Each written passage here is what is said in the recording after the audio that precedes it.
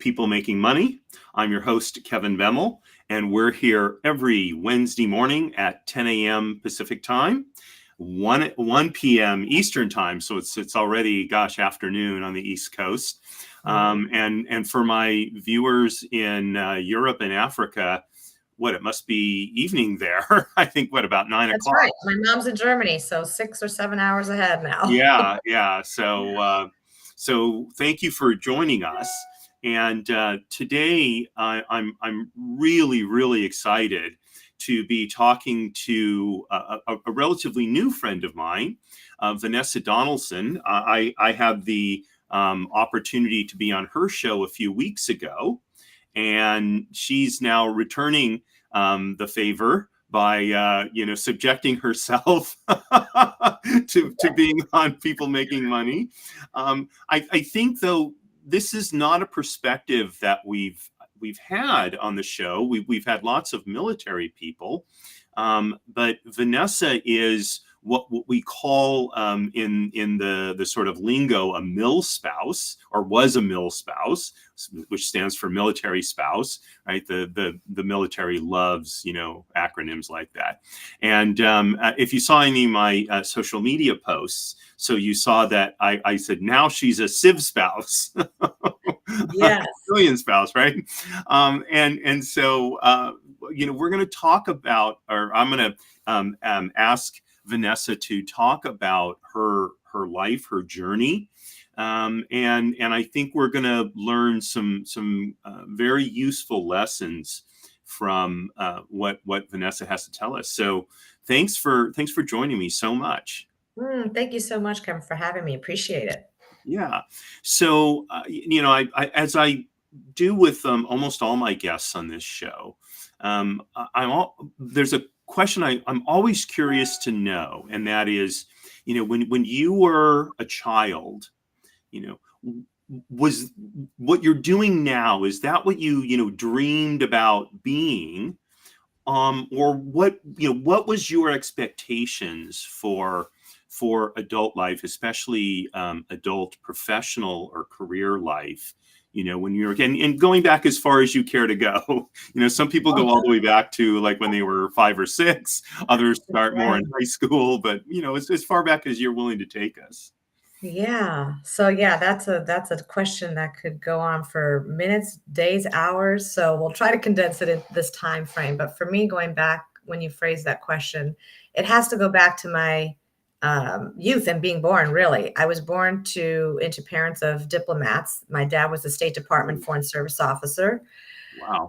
Working for the U.S. government, and he came from a poor Black Alabama family. I mean, the one photo I've seen, they were like wearing torn pants, barefoot, cotton picking type time. So he really changed the trajectory of his life. Wow. Trajectory, I guess, either one. Yeah. And so, I share that story with my kids too, because that's your past, that's your heritage. And look what he did. He didn't play a victim. He did not just think small and say, well, this is where I'm going to be forever in his poor town of Alabama, picking cotton or doing whatever. He's got ancestry that go into Native American Cherokee land. So I've got that too. Wow. So for him to end up joining the Army, went to Boston College, graduated magna cum laude in accounting. Wow. One of the probably, I think, the first Black man that went there, one of the few, and ended up in the State Department. Served in the Army and then State Department. So really changed. I give that perspective because I want everybody to know, like, where you start doesn't mean that's where you end. And I'm just so grateful that he thought so big in that time frame, without social media, without internet, without all the Google search and how can I change, without the life coaching. He was just picking himself up by the bootstraps. And he ended up meeting my mom, who was. If I can interrupt you for just 1 second, if you don't mind. So when you'll see when I sign off, I sign off to a particular individual, and she actually is a very dear friend of mine who lived her whole life in Alabama. So Alabama holds a particularly special place in my heart. She's not with us anymore, unfortunately.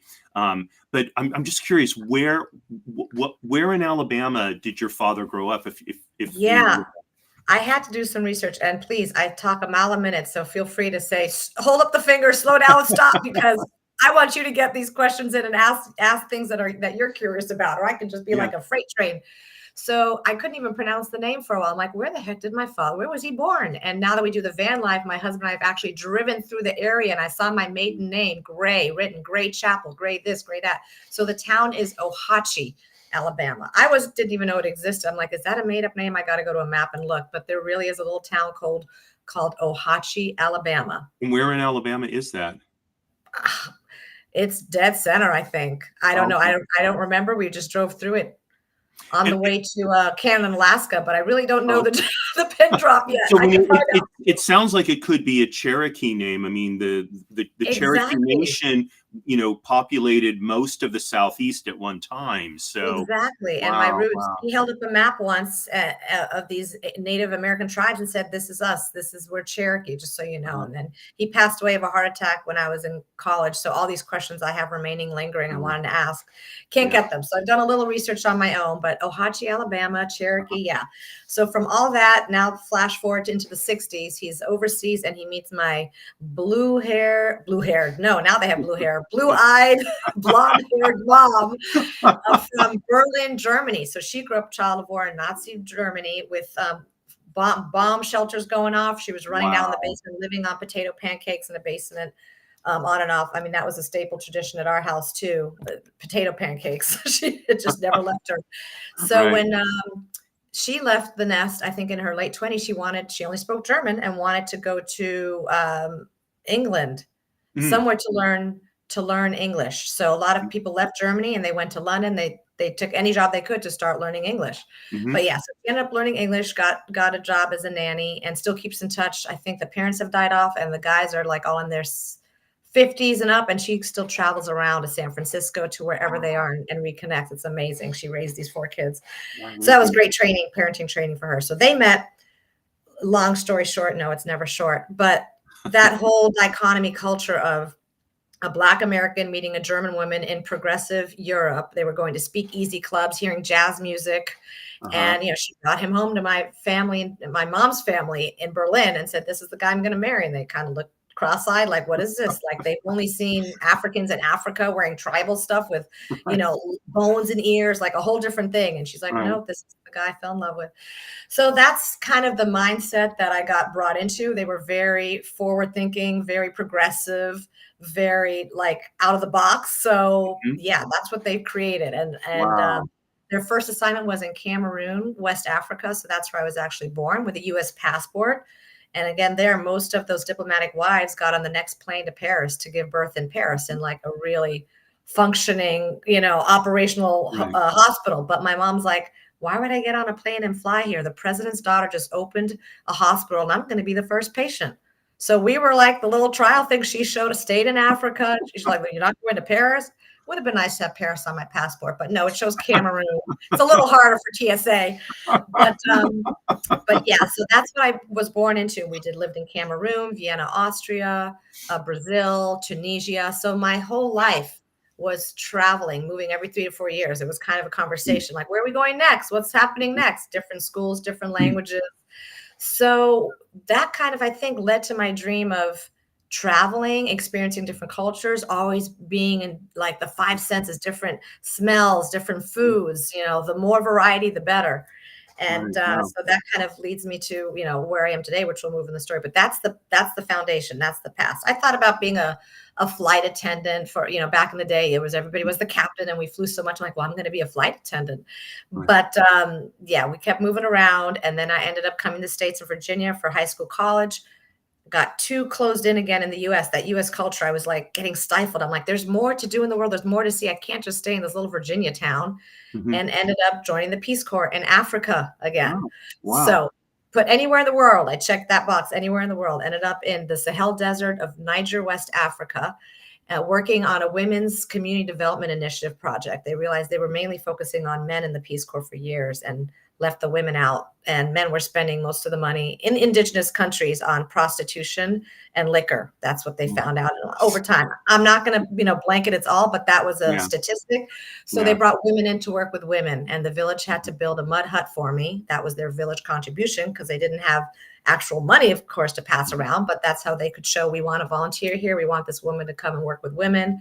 So yeah, I mean, when I called home or wrote a letter, Mom, I want to do this and that, like she knew she created someone who's just going to be forward thinking too, going off, not holding back of what if, am I going to get hurt? What's going to happen? It's just, she jumped in and did that with her life. So of course, legacy, that's what happened to me. Right. And that's where I ended up meeting my husband. I met my Marine in the middle of Africa. Who would have thought? I wasn't looking. Wow. And he was a Marine security guard.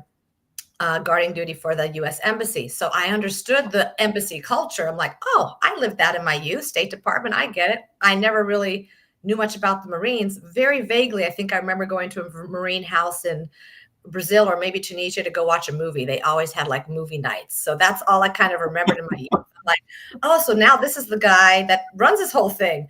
So met him as he wasn't a deck commander then. He was a Marine security guard and worked his way up over the years. But that was how we started. And that's the traveling and marrying into the military was kind of like marrying back into the State Department, a little different lifestyle and a little more, PTSD and war and deployment, a little different emotional intelligence to deal with. But that's where it all started. And when I moved around every 2, 3 years, 4 years, it was normal for me. Like, okay, well, it turned into every like 2 years. It used to be 4 or 5 with the State Department. Then it goes to like 1.5 to 2 with the military, maybe 3 one place. I mean, your life is it's really like a movie. I mean, excuse me.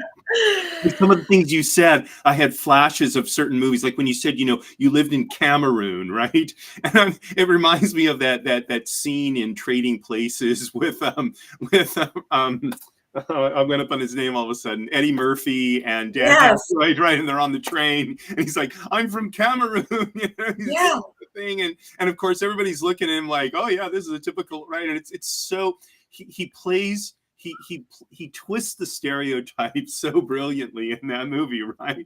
Yes. Like, this is what people think goes on there. Eddie Murphy, you said Eddie Murphy? Eddie Murphy. Isn't it? Yeah, he was also in Coming to America. That's a whole other. That's right. Coming to the Yeah. I love all those movies. Yeah, and then somebody's like, "Well, you were in the Peace Corps. You got to watch that Peace Corps movie." I think it was with Tom Hanks. So I had to pay like $3 on YouTube or something. I could not find it anywhere for free, but I'm like, I'm downloading this, and it was just hilarious. Retract of some Peace Corps things that come up. And the other thing that strikes me is your father was sort of a real life Sidney Poitier. Yes. Right? I mean, that's a beautiful analogy of him. He looked that way too. He dressed very professional. So, I mean, I love Sidney Poitier. He is just the most amazing actor. I've read 2 of his biographies. You know how he started out this he was a poor boy living in Jamaica, and he built his life and and in his movies he's that sort of forward thinking, but with such amazing dignity. Right. And that's what just always strikes me about Sidney Poitier, and also just an amazing gratitude. Right? And so I think he's such a powerful individual. And your dad strikes me, like I said, as being a real life version of the the movie roles that Poitier played. So I love how you compare it to that. And he was a presence. He was a life force. When he walked in a room, people noticed him. And he had this magical smile, really dark skin, but then this white smile. He took really good care of his teeth, and they were shiny and white. And he always was very proud. Like, I don't think he had one cavity, and he died at 56. I'm sure they were coming around the corner. But he did this smile. And so I think I have my dad's smile too, carried that on. And it just made people comfortable, feel welcome wherever we moved, every country we lived in. He was the life of the party.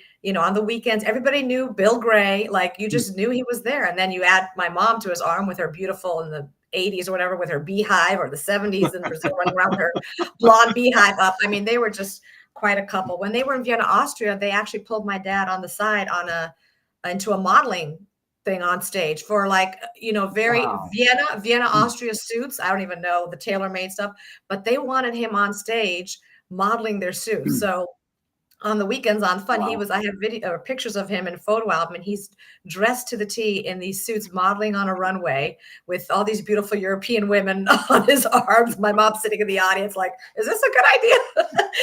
And he was modeling the catwalk up and down, and I did little modeling in my past too. He thought it would be good for public speaking, for presentation. I ended up becoming runner-up Miss Teen Washington in DC in high school. So Wow. was going to a few pageants and dipped into that a little bit, but it wasn't my world. It was more just for the scholarships for school and just for that stage presence. So, So but you may not be comfortable answering this, and if so, just say, "Hey, I decline to answer." But I feel compelled to ask you this question. From what you've described about your parents, they were such strong presences, not just in your life, but in the world. And for so many children, I think somehow that cowls them in a way where they feel they can never live up to this image that their parents present. And that's mm, clearly not the case with you. So, did you ever sense that that was an issue, or how did you deal with having these sort of almost larger than life parents, right? mm. How did you deal with that? I just love these questions. So I guess, I mean, I've been saying biracial, but I really could say triracial for years. I've always grown up like in a melting pot. So I didn't really see color. I was raised to see character. So, everything based on color and all that, like it was foreign and crazy to me. Like you stand up for your character, and that's who, if you're hiring someone for a job, like what qualifications they have, what kind of integrity and character do they have. So everything I did was around the character of a person, and if they had kind of a shady character that maybe, the sum of five were not leading me in the right sum of direction, getting me more into trouble, then veer away from that character. But it wasn't a color thing or anything. It was character. How are you showing up every day? How are you in alignment with your goals and the things you're doing? And you want to put yourself around people that are doing similar and pushing you forward, and people that are maybe two steps ahead of you to reach that. So character was a huge part of it. For me. So being biracial, the character how, and my parents, I mean, I just feel like they always said, like, you can be whatever you want to be. They never kind of set limitations on me. Like, whatever your dreams and your goals, go for it. And when I call home with, I want to do this, I want to work at Department of Justice and be an intern. Don't go for that in DC. Take the metro and go down there and, apply and sign up. Like, Mhm. I didn't hear many no's when it came to things I wanted to dabble in. It was like, and I want to go this. And for college, I ended up at the College of William and Mary. It was a very small school. I could Oh, not do well in large crowds because the State mhm. Department community is kind of small and intimate. And when I was Right. in schools overseas, they were always like maybe 6 to 10 kids in a classroom. So Mhm. when I did my whole school rotation for college and drove all over Virginia, I mean, Mhm. I assumed I was going to be in state to get the tuition. Now kids are like, I don't care, I'm going to Alaska or wherever. Back then, I was like, well, this is where we live. This is where I'm looking for a school. I didn't Right. think to go spend money anywhere else. And when I got to the larger schools, I felt like lost. It was too many Mhm. people. It was too much commotion. Mhm. And I couldn't, I just wasn't equipped for that as much. It would have been harder, to struggle. I could have gotten through with it. But once I stepped on that campus at William and Mary and I saw it was like maybe 6,000 students total, the Mhm. classroom teacher student ratio was smaller, and it just had Mhm. that whole colonial, quaint town with cobblestone streets. That's the school that's adjacent to Colonial Williamsburg, right? Yes, William and Yeah. Mary is Colonial Williamsburg. So Right. we're like a tourist capital with Busch Gardens down the road and Uh-huh. people going to Duke of Gloucester Street. We called it Dog Street. And, I mean, on your way to class, at least a few times a week, a tourist will, walk up and say, well, excuse me, which way is Dog Street? They're lost somewhere on our campus and they're trying to get across the street Uh-huh. for bread ends and fudge and all the stuff. And they have reenactments and Mhm. guillotines and people dressed. I mean, fabulous place. I encourage everybody to go drive through Williamsburg. And Yeah. it's grown now. When I was there were 3 pubs, so you couldn't get in trouble. Like, there was no internet. Wow. We had one library. We actually used it. We went and pulled Mhm. out the Dewey Decimal System with the Rolodex stuff. And now I go back and there's like wine tastings and little, frou-frou, Wow. little like wine and dines. And I'm like, whoa, okay. But that's what happens. College campuses, they explode. But Right. yeah, so I ended up at a really small school because I felt comfortable there. I felt like I could be seen and heard. And if I raise my hand, someone can answer me straight away. I don't need to make an office appointment 3 weeks out to be Right. my counselor or whatever. So that's where I ended up. But yeah, that forward thinking. And then My What did mom you had a study friend. at, what did you study at William and Mary? So I studied international relations. Oh, okay. Yeah, because I was kind of running the international life at that point. I went in undeclared, but it seemed like all the classes I kept taking were international law, international politics. Everything went into this international vein. So Uh-huh. by junior year, when they're like, "Okay, you got to declare a major now," I'm like, "Okay, well, let's sit down and see what it looks like." And they're like, "You're in the IR track. That's international relations." And then they had like 10 or 12 different branches: Middle East studies, Southeast Asia, all these different countries basically. And then the one that I gravitated to was development, was my sub niche, Oh, because okay. it was focusing on developing countries Mhm. and helping them, live and create environments that are subsistence, and be able to work on their own and create their own subsistence economies. So Mhm. development, I mean, from the countries I lived in a lot of my life, they were second world countries, third world. So development just kind of felt like a natural fit for me. Mhm. And I took so many. I'm a Christian. I took a lot of religion, philosophy classes, and they're like, "Hey, if you take a few more classes, you could be a philosophy double major." I'm like, "Well, I don't know what I'm going to do with that, but why not graduate with two majors instead of one if it can fit on there?" Right. A lot of philosophy classes on the side, like existentialism. Does this pen really exist? And those teachers, I just like to show up at the class because the teachers were so out, ponytails and Birkenstocks, and I'm Right. like, who are these people? But it was fun. So we did that, and I graduated. Yeah, with the IR. And my mom at the same time had a friend she met in Brazil in the 70s. And like me, my mom keeps her friendships and connections from the past, Mhm. pre-internet and all that. So then you got Mhm. to keep that going with snail mail, and letters. Right. Right. But one of her friends probably was a pivotal point. Millie, I can put a plug in for Millie. And she said to me, she had done the Peace Corps years ago Mhm. and was a DOD teacher later in Germany, went back to with a Department of Defense to teach English as a second language or something. So Oh. she had at some point had a phone call conversation with me and said, if you're thinking about the Peace Corps, this might be a good fit for you. It's a developing world. That's your degree. Mhm. But she said, I advise you to apply maybe 1 year in advance because it's pretty competitive. So you should start up thinking about it like your junior year and doing the application process. And I thought that's some people just get out of school and, join. And I didn't even think you need a college degree, but they're Right. so selective now. You actually need a degree. Wow. So they have to streamline it more. So if without a college degree, they're not even looking at your application. So I took her advice and I applied, a year before. And it also depends where you're applying. I tell people I was kind of in Virginia, DC hub, big international hub, a lot more Yeah. competition. Once Mhm. I got to the Peace Corps, I ran into backpackers that were like, "Oh, I was just passing through Utah and I signed up, right there on the spot." And I'm like, "What?" It took me a year to get my paperwork in. And it Wow. also depends on your background. Like if you had nursing background or construction, they could put you in a box real, a little quicker in Mm. Africa Sure. or wherever. And I was international relations and philosophy. And they'd call me and be like, we're trying to figure out where to put you. Your degree is a little more. I'm like, well, I want to go and I speak French fluently. So yeah, that's how I ended up in Africa. But had my mom's friend not had a conversation with me, maybe I would have not considered it and I Mm. would have applied too late.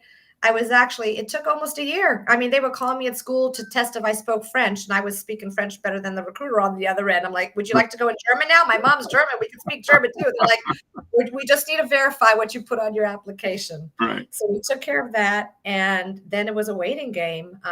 And I was actually had signed up to go do a master's in public administration, Mm. MPA, Master's in Public Administration, Mhm. at the University of Delaware. That was my backup plan if the Oh. Peace Corps was Mm. going to call me Okay. back. And literally the weekend I was going to go, I'd gotten accepted and I was going to go look for housing and start that path. The Peace Corps called and said, congratulations, you've made it into the Peace Corps and you're heading to Chicago for your medical screening and then on. So they gave us a bunch of shots in the butt and wherever, like just poking us. We were government material by then. Right. But yeah, that's how I ended up back in the Peace Corps. Wow. So, and you said you were in the Sahel, in Niger, which is interesting because that's quite a, that area has been in the news of late with all the turmoil there. Um, Yes. what was it like being there? You were there in, was it the 80s The or 90s. the Yeah, 90s? 93 to 96 about. Yeah, I wanted as soon as I left college. And what was it like being there, in the sort of early to mid 90s? Yeah. I would say back then, not quite the wild, wild west, but definitely not as developed as now, maybe, and things were just more off radar. I was there. I was the last group to do Peace Corps before the internet came out, before Mm, everybody got an email account, before that whole technology age boost. So we were still mm, kind of, now you look back, it was like peaceful. You just live in the moment, you live in the now. I mean, I did mail to get a note to my nearest Peace Corps volunteer was by camel. Someone from my village was passing my hut, and I'm like, oh, there's a volunteer going to market day. Like that was a place to interact and socialize. The women got there to work on mm, their income, their activities, and their basket weaving and peanut oil sale and whatever. So that's a big, hub, the market week, mhm, market time. So your mail went back and forth by letter, with the guy on the camel, like, can you pass that to the lady at the flower station? And then my Peace Corps friend Michelle would go mhm. there and pick it up, and that's how we'd communicate when we'd get together or just share Wow. thoughts and whatever. So it was a different world, different time. When I joined, you could either get like a donkey, a horse, or a motorcycle. I mean, you had like three modes of transportation from your village, and I picked the motorcycle, which was kind of hard to get used to in the Sahel Desert. I had black and blue bruises all over me from falling left and right. But Oh, my my. now husband, Marine Corps boyfriend at that time, he's the one that taught me how to ride a motorcycle in the sand. I went to the Peace Corps training, but that was on hard packed dirt and Mhm. gravel in the city. And I lived 3 days away, closer to the Chad border, in soft sand. They didn't take that into consideration when they trained me to ride the motorcycle. Wow. So, but yeah, so the time there, it was nostalgic. In your 20s too. I don't know how you were in your 20s, but you feel like you're invincible. You don't think Mm, about dying. You don't think about the next turn and who can maybe hurt you. right. You just jump in all in. So I was just, showing up, and I guess I had enough confidence that I gravitated that energy of, strength around me, so I didn't attract negativity. And I mean, rape did happen, certain things did happen, but not in my world. And yeah, it was crazy. Everything by transportation was local, bus with horses and camels and goats, stuff hanging off of it. It Mhm. was just a different time. The cars were held together with bungee cords and tomato paste cans. I remember, like, when something didn't work, you just pull over the side of the road, and they're literally rubber banding the car together. And again, my mother, amazing. She's been with us all over wherever we've moved with the military. She helps me with the kids when my husband was deployed. But she even came to my little African village. She said, I want to go see my daughter while she's in Africa. Like, what mother does this? Like, Yeah.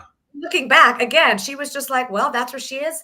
And I want to go see where she lives and how she lives. And we had met at first in Europe, in Germany, by her family for Christmas. And she could sense I was very like aggressive and defensive with stuff. And she didn't know where that was coming from. And once she got to Africa, she realized that was survival mechanism. I had to Mm, I had to like just be a little more short, a little more put that vibe, don't mess with me, because that's like the world I was living to protect myself in, I guess. So mhm. once she got there, she's like, okay, I understand now why my daughter has to be a little more aggressive on it.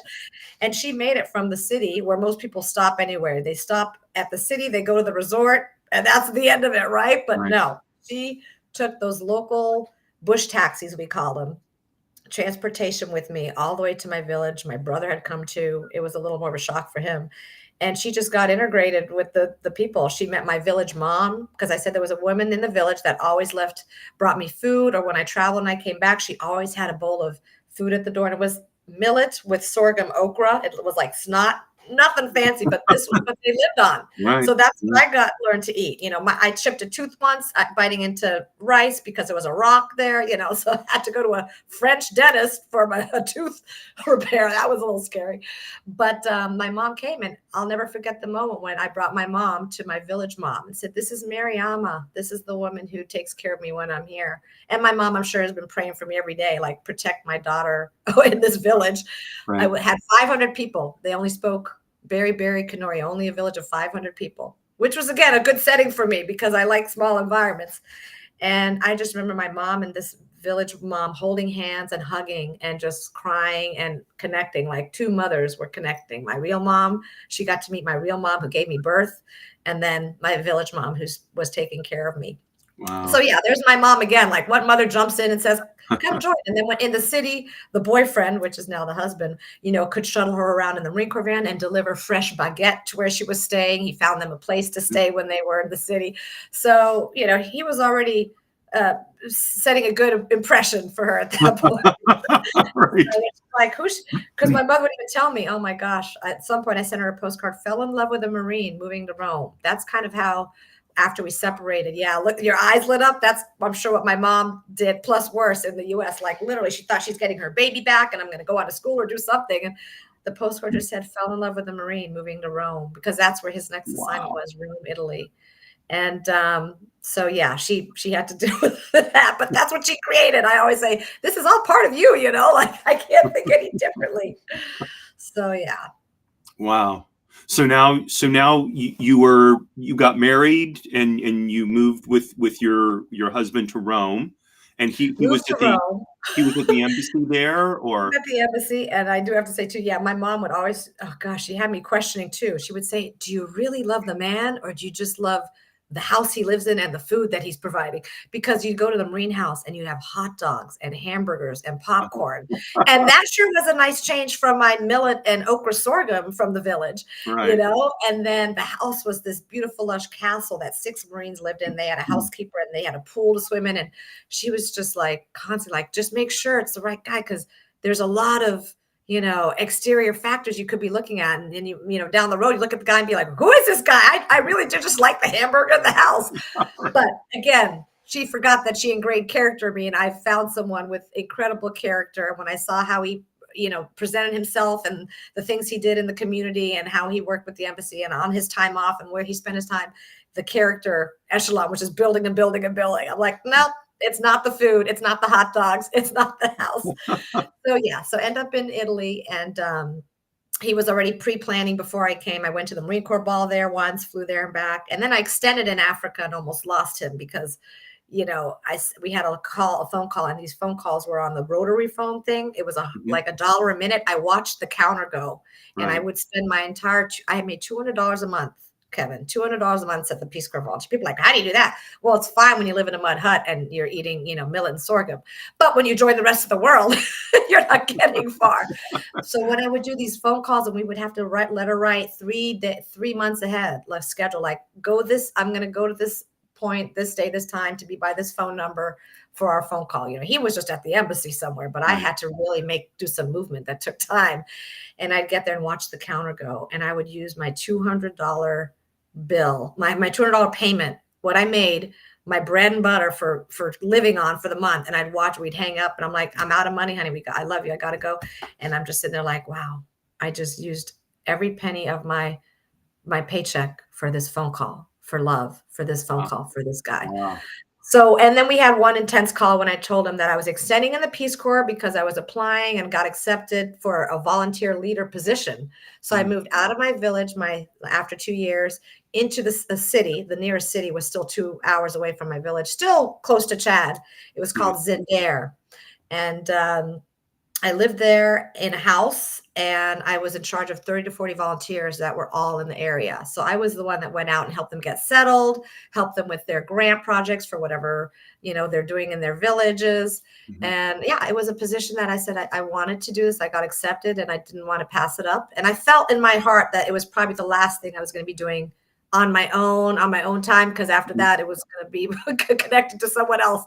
Right. So yeah, that was a hard phone call. And he was just like, why am I waiting for you? What are you doing? You're extending in Africa? Really? Like, why am I waiting for you? And I'm like, I still love you, honey. I got to do this one last thing. And I told the Peace Corps director, it was a 1-year assignment. And I went into his office and said, my heart is in Rome already. That's where the love of my life is. But I really want this job. I know I can do a great job. And I'm here for 6 months. You can have me for 6 months, not 1 year. I'll stay for 6 months, and I will get so much produced for you and keep everybody at peace and, really take care of our volunteers. Or I'm on the plane tomorrow. I can't stay here, but you can have me for 6 months. Thank God. It was like one of my first negotiations I did, and it worked. He said, we'll take you for 6 months. Like, he knew I'd probably do a year's work in 6 months. So we had to do a military coup. I mean, I had a radio out there, and at one point the government went crazy. So speaking about volatility, you never know what happens when you're in these countries. And I literally had the walkie-talkie with him saying, round up the volunteers and go to the, hibernating spot on the border of Nigeria. Wow. And I had to round up everybody and anybody with cars, whatever. I had to pick people up. We had movement. We went literally to some tent camping house at the border and had to sit there for days and wait for an answer of, are we crossing into Nigeria and like evacuating, or are we going back to our villages? And you would see trucks going by with AK-47s and guys with flip-flops, AK-47s, gasoline strikes, cars lined up everywhere. There was no gasoline at the gas pumps. Kind of craziness. I mean, when I look back at this, sometimes I'm like, I lived all that. But back then in my 20s was like, oh, well, just another day at work. All right, round them up. Let's get to the border. Fast forward now, and this in my age, oh my gosh, they did have a few older volunteers, and they became like the mother hens. There Mhm. was one lady; she was always baking. I mean, anytime we got together for an event, she was like the one baking. And then there was a couple that came from some farmland, and they were doing animal husbandry. So there were some couples that, you know, or ladies that got divorced and were starting life over, or a couple that just sold everything in the U.S. and joined the Peace Corps. So there were a couple echelons, but mostly in Niger was people right out of college. Just it was a harsh climate, harsh temperature, all that stuff. But yeah, so we that's what happened. I ended up in Italy, and he found me a pensione. He found a military. Oh no, it was an Italian woman who used to be married to a military person, and somebody in the military. And he had passed away, and she was a widow. So she had a room that she would rent in her little pensione home just up the road of Via Veneto, which, if you don't know, is the main strip of Rome where the embassy is. Via Veneto. These names just come back. And so he communicated with her and said, hey, can, you know, my girlfriend live here? Because the Marines, I mean, they had rules, they had schedules, they had curfews. It was great dating for, you know, it's like you might as well, parents should be really happy when you're dating in the military. You can't go back to their room. They need to check in at 5 a.m., be sharp and dressed and ready to go. Right. So it was a good dating routine. But so I had the apartment there that I rented. I think it was like $100 or $200 a month I paid her. And as soon as I got there, I went to apply. You know, the only job at the embassy I could do was at the commissary. And I'm like, whatever.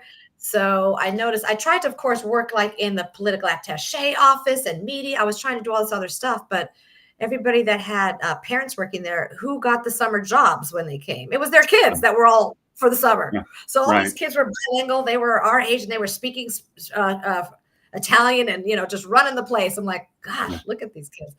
So for me, all that was left was the commissary. But I don't care. It was a job. It could pay my bill. And my husband or my boyfriend was standing guard right above me. I mean, I was in heaven. And so I ended up working. I was the stalker, not like stalking on social media, but the food stalker. Oh. And I know, like I was the stalker. I got to clarify. So the food stalker, I literally was the one that was putting the cans on the shelves and lining up the price tags. And I was the happiest employee ever. They would just walk around. They're like, what is wrong with this girl? Well, I was in an air-conditioned environment after living in 100-something degrees, sweating for 2.5 years. I forgot what AC was. And, you know, normal temperatures. I had access to American food that I hadn't for 3 years. I mean, every shelf was like a candy store in heaven. I'm like, my God, the ice cream. They had it. Everything gets shipped over in pallets, American products. So between the AC, the American products, and the love of my love, you know, 10, 20 feet above on the other floor. Yeah, I walked around with a pretty big smile on my face, and people were like, what's her story? What is that? And then they figured out where it came from and all that. And so pretty quickly, within a month or two, they decided to train me to be a cashier. Now, this is funny. This is mindset stuff again. I was so happy in my little box, just doing my labels and getting the pallets that would come down the chute off the back. Nobody, you know, really talks or sees you. I'm just doing my thing in my world. And I'd get off duty and I'd have my free time with my husband. My boyfriend, and we're eating pizza on, you know, in the piazzas and throwing coins in the Trevi fountain. Like life couldn't get any better. And they're like, no. We have one of our cashiers is leaving. She's moving back to the States. We need to fill the position. You need to be a cashier. And I'm talking myself out of a job and a promotion. I'm like, no, I think I just want to stay right here with, you know, the shelves and the stocking. It's too much for me. And they're like, please, Vanessa, we're going to train you. You can do this. And I said, do we have to like handle conversion money too? Like lira and dollars at the checkout? Because this is getting way, but I was not the math major like my dad accounting. And they're like, yeah, some people will pay with dollars and some will pay with lira. And I'm like, I'm out. I can't do this. And they're like, get up front. You're going to sit by Susie Q or whatever her name was.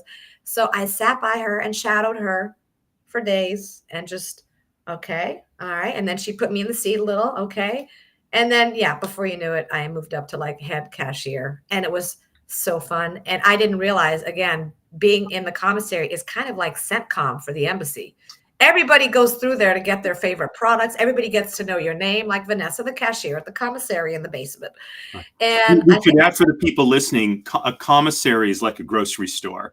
yes, yes, a grocery store. Another Yeah. military acronym, commissary, grocery store. But you can only get onto the embassy if you've got proper identification. It's for Right. very select. It's for the employees, for the staff that work there. So yeah, working at the commissary, and then after that, yeah, I would get off duty and just we would tour all of Italy. But when you're CENTCOM and people are coming through you to buy things, that's where I think I had 3 months of rent free in Italy, Kevin. I'll never forget this. Someone was coming through there and they all do home leave. I remember that when I was on the other side with the State Department. Once a month for the year, you go back home to your family, you go see extended family, you get out of your whatever country you're living in. Mm-hmm. And so people had pets and plants and things that needed to be tended to. Right. So there's Vanessa checking out your ice cream and your bread and whatever. And they're like, oh, would you mind watching our dog for a month? Because we have home leave coming up. Absolutely. What's your address? I didn't even discuss money. It was a free place to stay. Sure. So after the pensione thing, 100 or 200 a month wasn't much, but I said, okay, I'll start house sitting for free. So save some money there. I did dog watching. I watched cats, and I'm kind of allergic to cats. Like we got 2 Himalayan cats. I'm like, that's okay. I'll take it. And it was an apartment complex. Told my husband, or my boyfriend, I already pushed him to husband. Yeah, I told him, you're cleaning the litters because I got some allergies and stuff like this is going to be hard. I'm okay, no problem. So I stayed in the most beautiful homes in different places. One gave me a car access and said, use it in case of emergency. Well, they were having like strikes and stuff all the time with the bus system and stuff. There was always something going on. So I got to drive the car to work at the embassy, and they were confused with you're not matching the ID on here. I'm like, well, call them up in the US or whatever. I'm staying at their place. Open the gate. I work here. And then, so we took that car. And then the one time I had to move it off of the compound, I won't forget either. I got a note on the car saying we're retarring or something, all cars to the street. I'm like, oh, okay. So I moved. It's an emergency. I can't keep the car here. Well, they were just about to come back from their trip, and somebody had swiped the side of their car the one time it was at the street. So now it looks like I'm some, driving thing around the piazzas and tiny streets, going into fountains within. I'm like, literally, the one time I moved it to the side of the street, it got swiped. Of course, no note, no etiquette like that.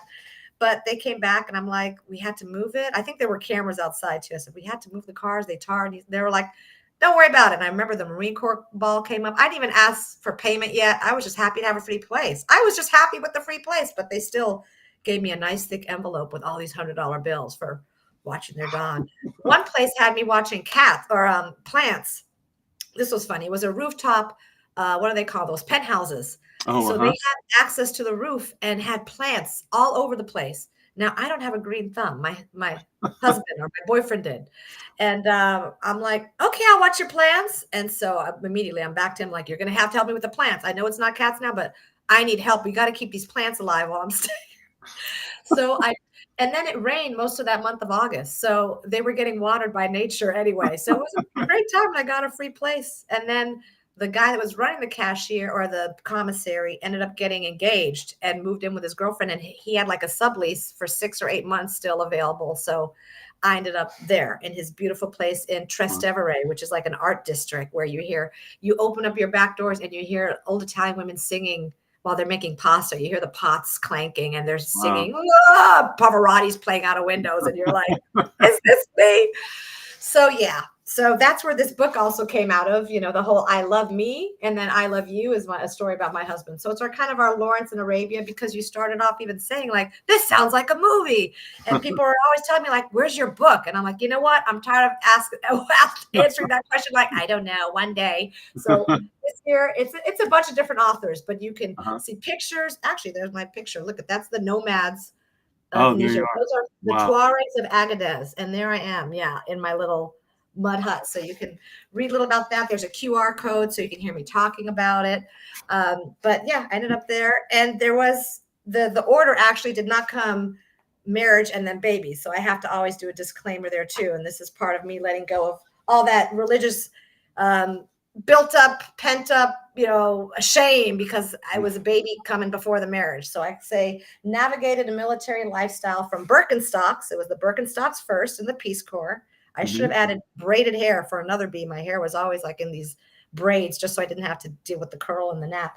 And then babies came, and then back end battlefield. So instead of the front end battlefield that the military veteran, the military active duty are doing, I'm in the back end, the spouses and the families. We're in the back end, but it's still a battlefield. We're trying to manage our kids, schooling, figure out where we're moving next, mail, bills. That's a back end battlefield. Yep. And now we're in boondocking in blissful retirement. So that's kind of the whole trajectory. But the baby did kind of kept. We were in Italy. What can I tell you? I don't know. Disclaimer. And next thing, my mom came to I said, Mom, I'm pregnant. She flew back to Italy. She did the Marine Corps ball with me, and I was out to here. We came back. I went back with my mom, and then he couldn't get married. You can't get married on the active duty, on the military Marine Security Guard program. They actually have to sign a waiver. The government, they can't be dealing with girlfriends and wives because this is what happens. Then there's babies, and now where are we going to put up the wife and the kid? Right. So they literally have to sign something that's not happening. But as soon as I'm like, what date are you out? When does that commitment end? And it ended in December, which is why we were married on December 4th. And literally he got off the plane. We went to Fairfax County Courthouse, got that court certification thing. So I still talk about, I'm like, I still need my church wedding. I never quite got that in, or re-roll the vows. You can do it. You're a chaplain. So so then we ended up going through, and I remember standing in the line at the courthouse too, not a very sexy, fun white bride day. I'm like, okay, I have a hospital appointment next week to deliver this baby. And I'm standing in this line, and the guy behind the counter would be like, marriage or divorce? Divorce, right? Marriage, I'll never forget. And I'm standing in this line, and everybody, divorce, right? Divorce, right? And I'm like, and he gets marriage or divorce. I'm like, marriage, left. I was the only one that went the other way. And I have to find this woman, but Carmelita, a little Spanish lady. I still remember her name, but she's the one that officiated our vows, Carmelita. And I remember messaging my mom or calling her from a hardline phone, probably didn't even have a cell phone then, and said, hey Mom, I'm getting married at the courthouse. It's kind of near your office. Do you want to come join? Horrible. Please, children, don't do this to your parents. And she had to go to her boss and say, so do you think I could take an extended lunch? My daughter's getting married at the courthouse down the road. I mean, the things we do to our parents. And the guy said, by all means, take off the whole rest of the afternoon, And she said she was driving her car through red lights. She was just, completely in a blur, driving over curves and bumps, but she made it there. So we only have a few pictures from the wedding day, and they're my mom holding the camera. So most of it's blurry because I'm like, and Mom, take the picture. And she's like, what is going on? And then we'd go out and say, we're going to go look for a stroller. And we'd come back with a car one day. I was like, well, we need a stroller before a car. We got to get this stuff, get it all together. We was, thank God, military. We got things going. But she was like, they went out for a stroller and came back with a car. It was a used car. So it just keeps going. So you not only, your husband not only got out of the military, but you immediately got married and had a baby, all within a short period of time. No, we didn't get out of the military. We went I'm sorry, I left that part out. So right from the courthouse and our marriage certificate, we went right to Quantico, Virginia Marine Corps base and got my military ID. Oh, so he just got off of embassy duty. Embassy duty where he couldn't get married. Gotcha. Oh, wow. Okay. Yes. And we even I remember in Italy, we got to find out his deck commander. The detachment commander called. Now he was the detachment commander. And then my husband came all the way up to different levels to overseeing the detachment commander. So going back over time, we've done all the different levels of Marine Security Guard. But in Italy, I remember TOP was called. The detachment commander is called TOP. I don't know what the acronym was again, but he called us in his office and, he's like, listen, everybody knows you came here from Africa. Like the word, stuff spreads like wildfire in those little communities. So you're not supposed to be here. You definitely can't be living with him. Like, what's your plan? Please stay under the radar. This is not normal, and I think he just thought we were like a little fling and, it'd be over. And he's like, I don't want any bounced checks. I don't want any problems in town. And I said, excuse me, sir, like you've got 20 something Marines here. don't you think the one that's got like the steady girlfriend, like he's the one you can go to sleep with that night. He's the one you can relax for. It's the other 19 that are running around loose on the street on their time off. This Right. is a good thing, actually. So until the baby came, but so yeah, he had his little conversation with us, and said he's doing an exception, expecting us to be right on the same page with him. And Right. I always wanted to send him a card or a letter back. Like, we've been married 27 plus years now. And I want to send him a letter like, hi, Top, we're still together, because I think he wondered, like, oh, these guys with these girlfriends, they come and go here, Right. Right. but there we were. So, yeah, so we were still active duty. We went back to my mom's house, and she had still all this baggage from my dad when he passed, like full furniture, full dining room. Her chinaware was just eating up space in her basement. She was ready to pass it on to whichever kid got married first, my brother or me. And it happened Wow. to be me. I'm on a timeline now. So basically, yeah, the courthouse to the Marine Corps base, the ID, the Bethesda Naval Medical Hospital, which is kind of where the presidents go, right? So Right.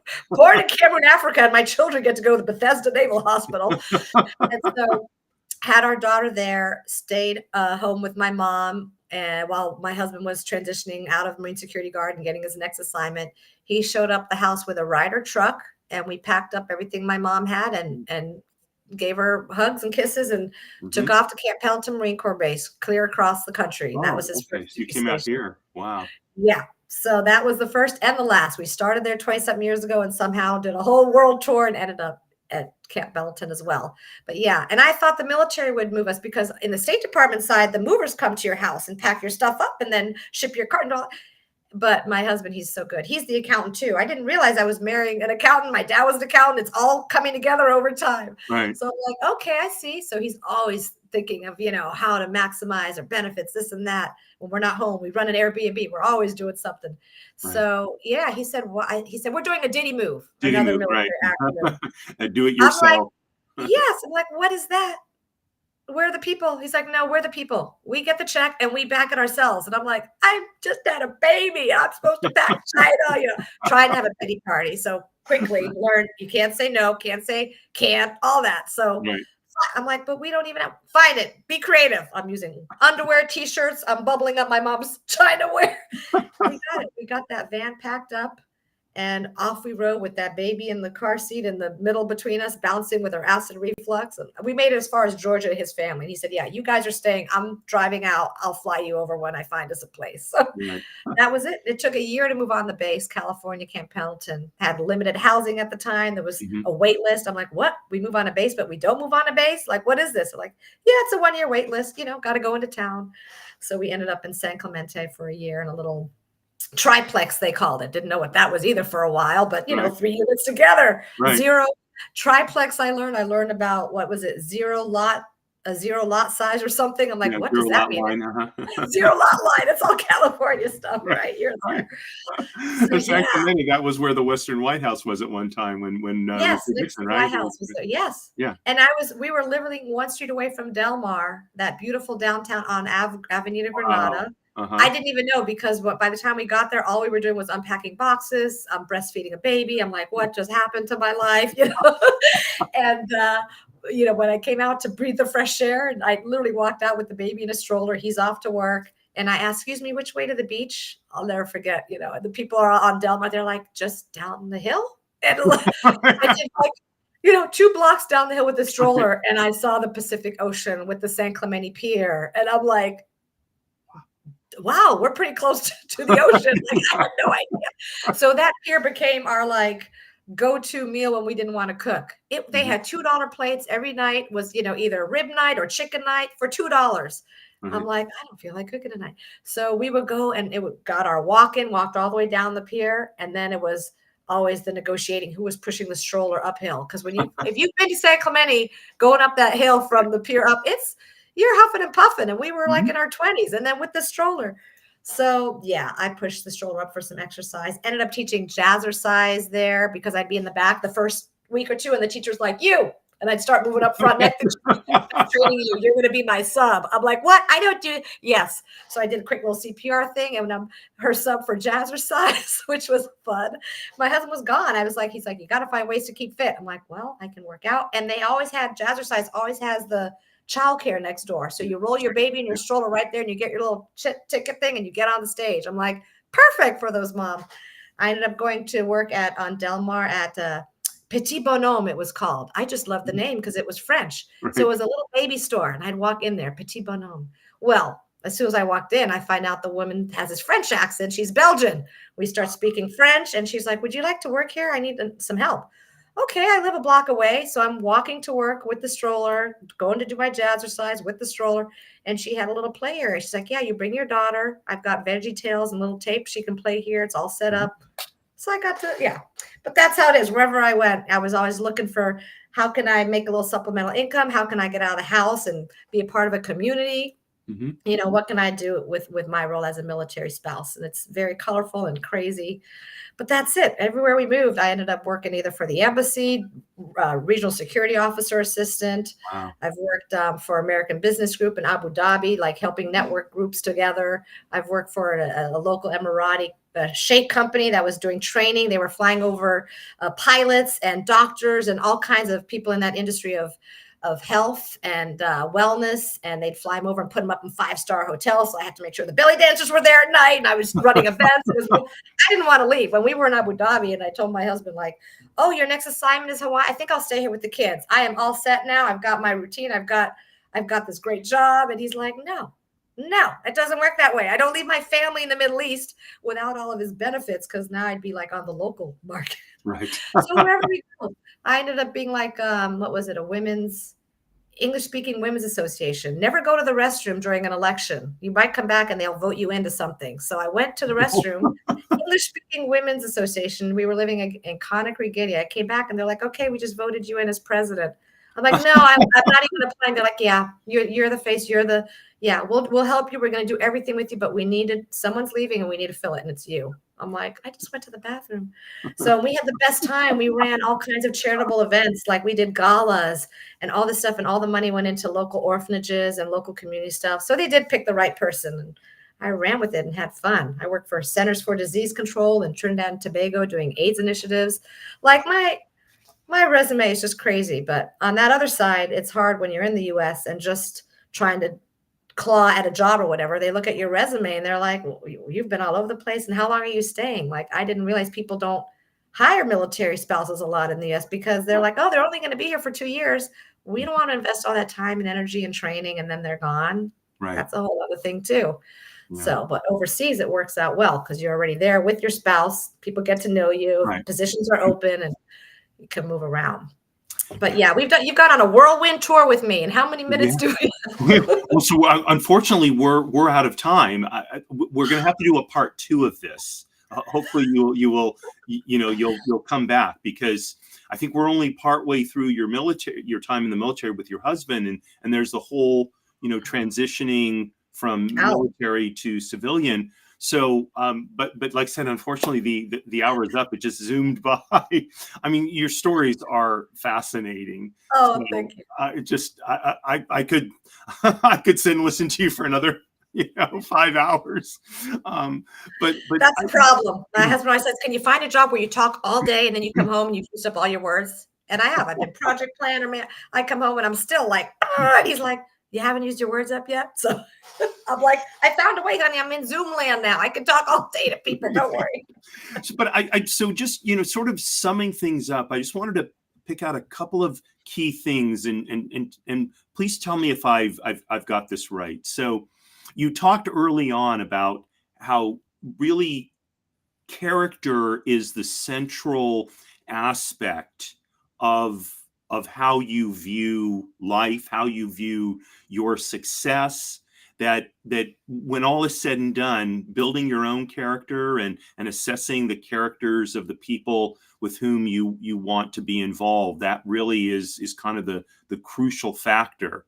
And I think that's, to me, that's like a universal truth. But I think the other thing is that you let sort of inspiration take you, and you were fearless about the opportunities that you seize. And we talk about carpe diem, right? But if you've probably seen on my emails, I always sign my emails courage at all times, right? Mhm. And I think that if we have that courage to embrace experiences, even if they don't work out the way we had in our heads, they're still incredibly enriching for our lives. And you strike me as being an icon of taking those opportunities where they presented themselves, making them, but also making your own opportunities, but also grabbing onto others, and that you've had just an enormously rich life. Yes, you've summed it up beautifully. Yeah, a rich life. My mom used to always say, turn lemons to lemonade. People say that. And the other day I read something about squeeze your day, squeeze the day out of it. So whatever's negative, whatever, squeeze it out, squeeze the day.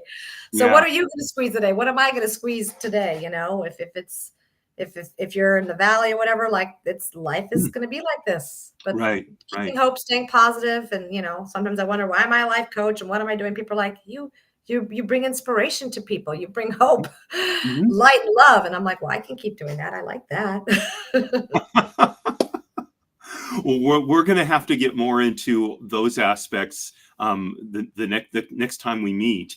Absolutely. But for now, and I'm going to have you, if you don't mind, I'm going to just wrap things up, and then I'll take us offline, and we'll chat Sounds for just a good. minute. So Thank you. folks, I mean, wow. we talk about the way to wow shows. Vanessa led us there today. So I can't imagine you didn't enjoy hearing the first part of her story. And I hope too that you will take the lessons that Vanessa presented us, you'll take them to heart. And maybe even more importantly, and this is another lesson I think is she got these lessons from her parents. And so this is a gift that we can give our children, even if they're not little kids anymore. We can encourage our teenagers, our adult children, to really embrace these opportunities that come our way, and to not be afraid of what they'll bring, just because we may have to sort of let go of our sense of control somewhat. So I'm thanking you again, Vanessa, for coming on the show today. A real treat for me. Thank you all for joining us.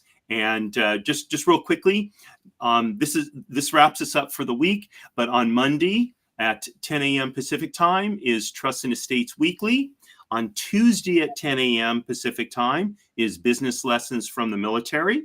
And then a week from today, again at 10 a.m., all Pacific time, we'll be back for the next episode of People Making Money. So I wish you a wonderful rest of the day and a wonderful rest of the week. And signing off as I always do, Marie, my heart from Alabama, darling, you are my belle. All the best, folks. Thank you.